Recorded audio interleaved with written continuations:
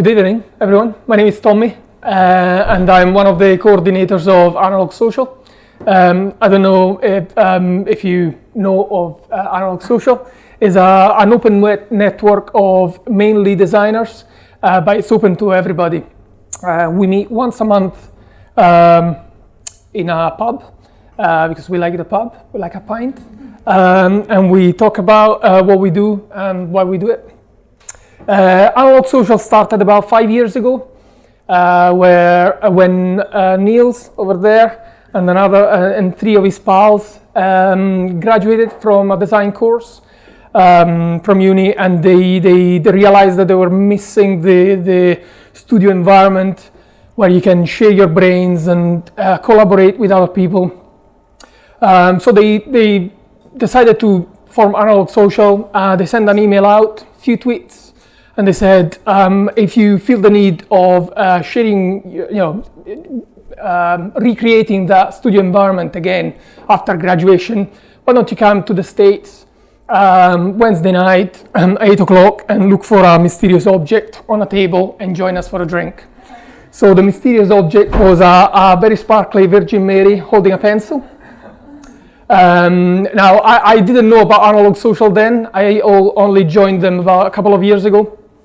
But legend has it that that night was quite busy and really good fun, and quite a lot of people turned up.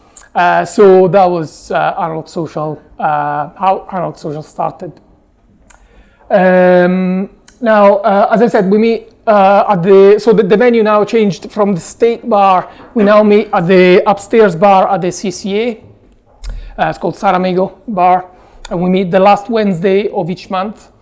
And again, it's very much like tonight. It's an informal gathering, and it's open to everybody, designers and non-designers. Yeah, we just talk about design-related things, but not necessarily. We also organize events. We try to do about 3 or 4 events a year. That's not always possible because we all volunteer our time in Analogue Social. So if we get funding, we manage to do great things. I don't know if you do this kind of work yourselves, you'll know that if you haven't got money, you can only do so much. But usually we manage to do pretty cool events, and there's a lot of people coming in and joining in, so it's great. What we tend to do in these events is promoting Scottish design.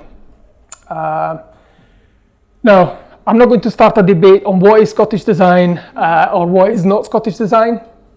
Funny how an Italian talking about Scottish design. But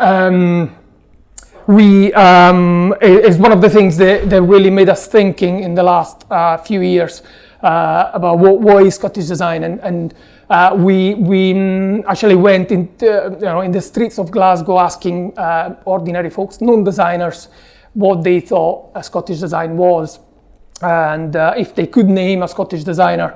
And we were met with quite, blank faces and strange, they didn't really know what we were talking about. And that really made us think that how do we access the demographics of non-designers? Because the work we do, I'm a product designer myself, but in Analogue Social there's service designers, jewelry designers, ceramicists. There's a lot of designers that deal with design on a daily basis. But the problem is that we realize that non-designers not necessarily appreciate design the same way we do. So that made us think very thoroughly what we could do to kind of understand or to explain design better. And then at some point, one day I was traveling and I kind of found the culprit for this lack of understanding. Ta-da! I was in Edinburgh Airport and I saw this. And I kind of, I had nightmares since. It really made me think, is this what maybe non-designer think Scottish design is? So that is a problem. However, things have improved. Same location, a couple of years after. This is a pop-up exhibition that is happening as we speak. August 2016, in Edinburgh Airport. It's called the Local Heroes, and there are 6 Scottish designers reinterpreting the souvenir. And I haven't had the chance to go there, but you can tell that it's a big step forward. So people that go in and out of this country can actually choose to buy the shitty mug with a Celtic cross on it, or they can buy a nice umbrella or a bag or something a bit nicer. So part of the work we do in Analogue Social is trying to explain the value of design, because we thought if non-designers don't understand really the intrinsic value of design, then they will never appreciate design. So we do this by exposing the design process.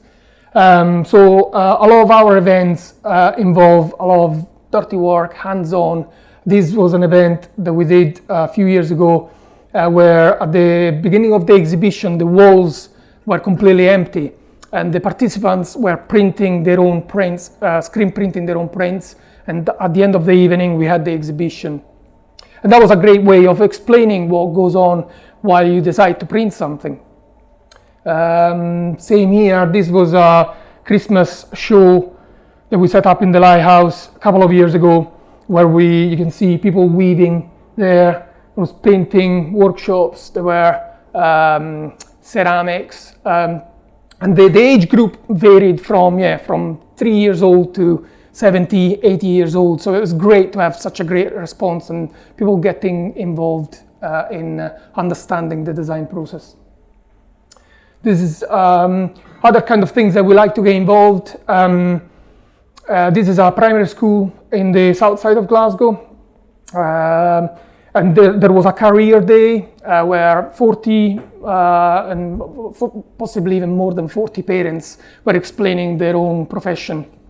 So I went along and I was talking about design, product design, service design, which is part of what I do.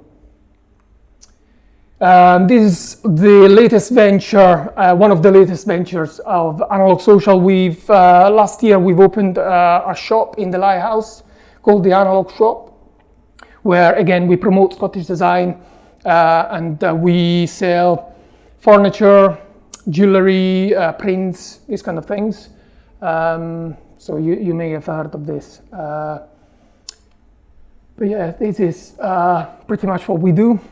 What we would like more of is a unified long-term vision from the institutions. So we realize that there's bodies like Creative Scotland, Cultural Enterprise Office, the government itself, they are committed to design and they are committed to design, but we don't think it's good enough. We would like it to be a little bit more unified, with someone right at the top having a really long-term vision, 20 years down the line, 30 years down the line, and we would like them to implement design at the start, before they implement services out there, before they design websites or the design apps. They would, it would be nice to have a sort of a grassroots approach with designers, and this is one of the beliefs of Analogue Social, is that design shouldn't be just for designers. It's really for everybody. It's for your neighbor and for someone that is not a designer, essentially. This is me. I would just like to invite you to our next gathering, which is next week at the CCA bar upstairs. These are our Twitter handles. If you want to get in touch, please do. Thanks for having me. Thank you.